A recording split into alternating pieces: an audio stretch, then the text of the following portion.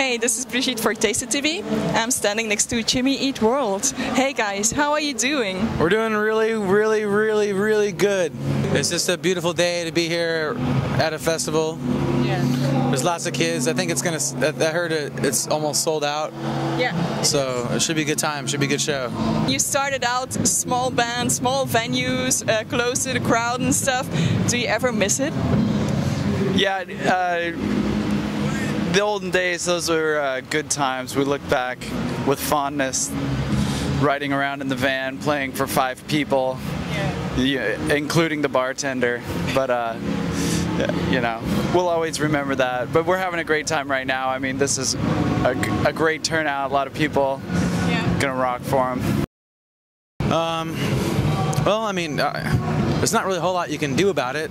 I mean, you can maybe go out of you can maybe go do things to prevent it, like you know, not going to Syria and having a, you know, like American flag shirt on, you know. I mean, like, there's things you can do to prevent that, but I mean, I think for the most part it's out of your hands, and I don't know. Well, people become so afraid that they're willing to maybe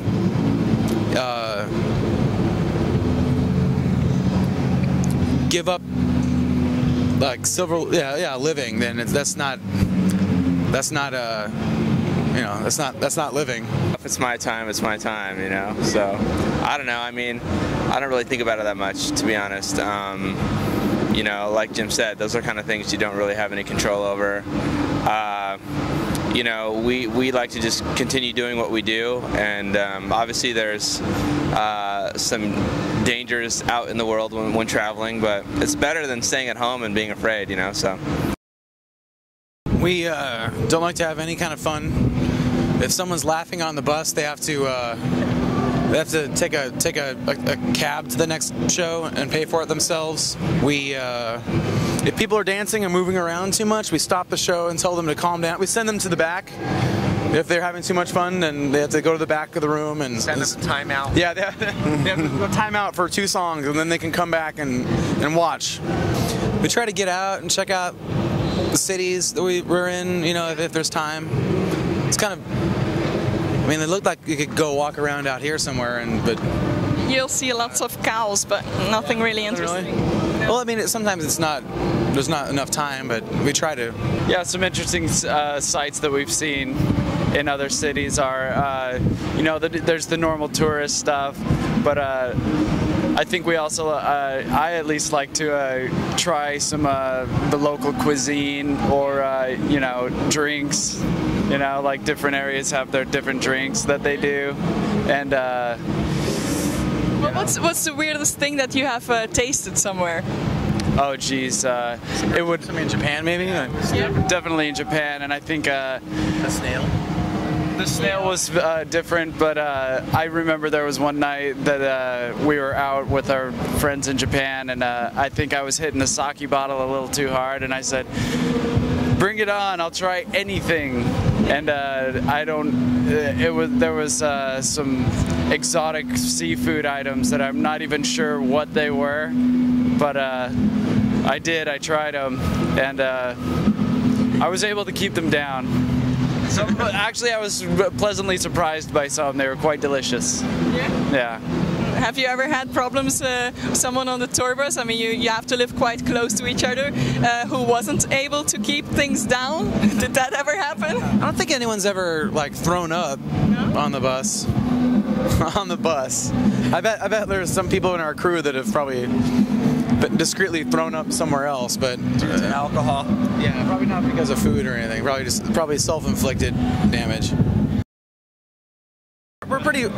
We try to not really take part in those kinds of hijinks, because I think it's a slippery slope, and we've seen it degrade, and like there's a couple. The worst we've done was I think we got a slice of bread, and we put a bunch of peanut butter on it, and then we threw it on a windshield of a band driving behind us. Yeah.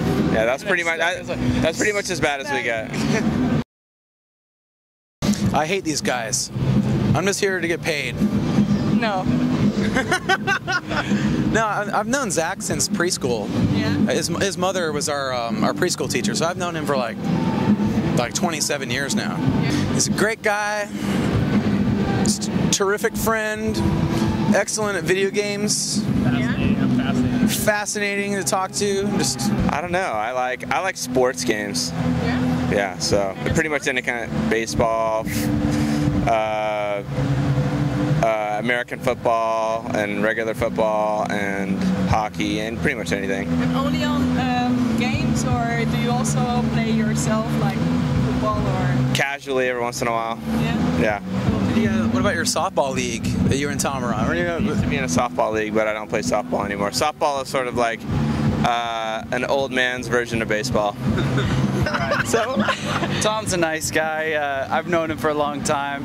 He likes walks on the beach, you know, candlelight dinners. Come on, it sounds like a date.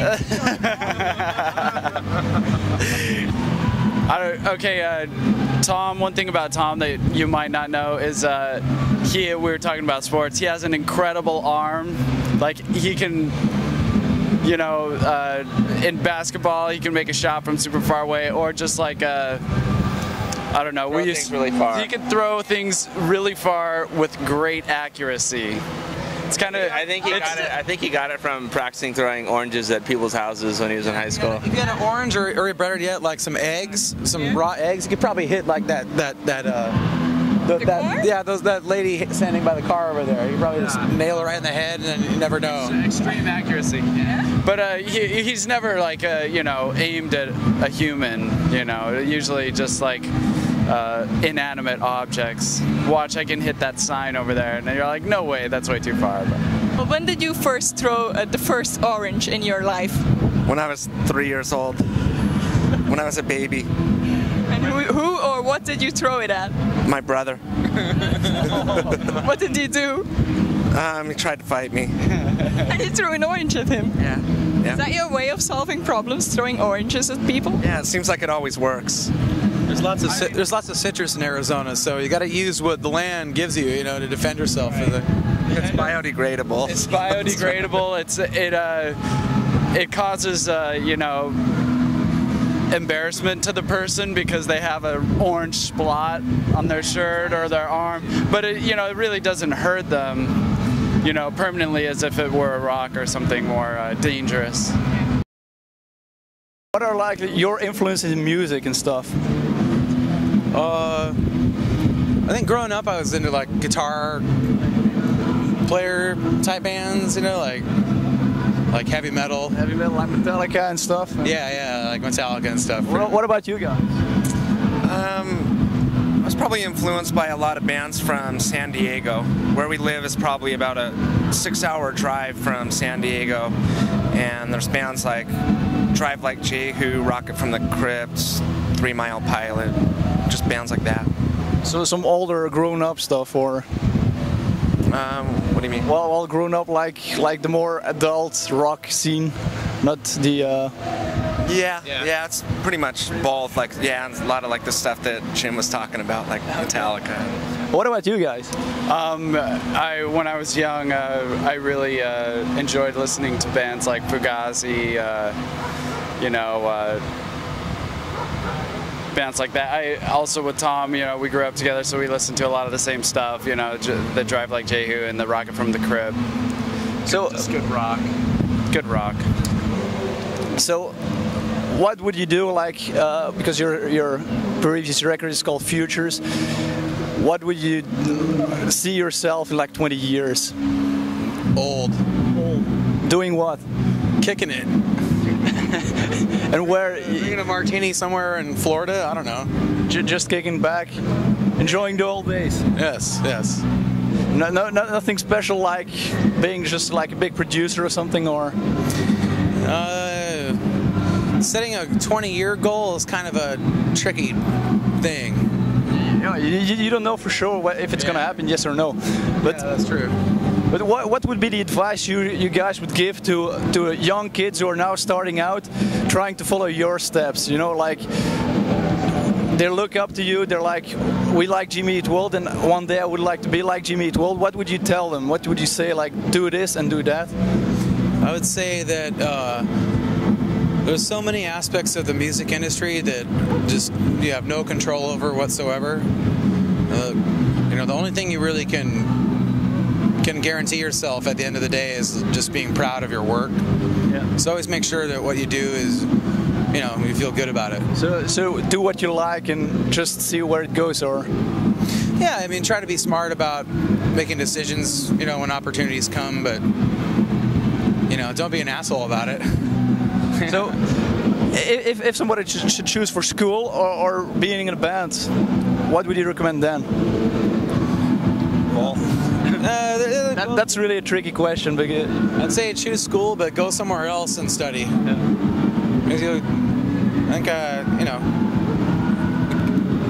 having more life experience will help you in everything, anything you want to do. So go somewhere else and go to school. Sure. Well, I want to thank you guys very much, even if it's part interview, but Thanks. I want to thank you guys. Have a good show tonight. I'll be standing front row, so I'll check you out. You can't have too much fun, otherwise we send you to timeout. Okay. Not too long, I hope. Just a couple songs. A couple of songs. Okay, I hope I can still see praise chorus. Yes. Okay, great. Thank you very much. Thank you. Thanks. Guys.